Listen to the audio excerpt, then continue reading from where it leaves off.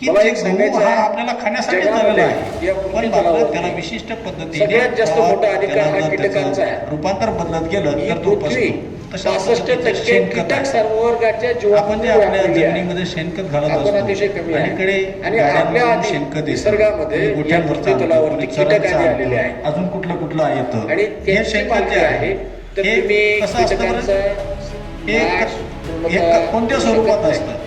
तर त्यांच्या बरोबर ताजं शेणखत असतं. दुसरी आणि पर्यायी ते ताजं व्यवस्था, शेणखत आपण याचं टाकत असतो. व्यवस्थापन करू शकतो. ते ताजं व्यवस्थापन शेणखत करणे आणि म्हणजेच नियंत्रण करणे या दोन गोष्टी भिन्न आहेत.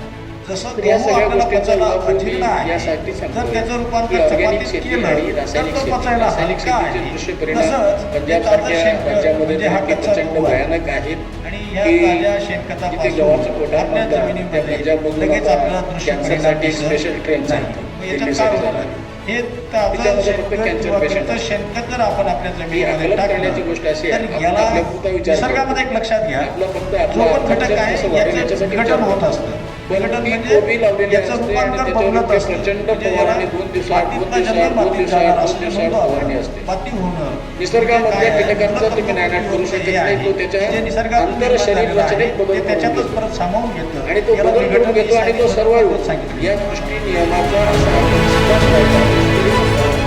जगण्यासाठी स्वतःमध्ये बदल करून घेतो.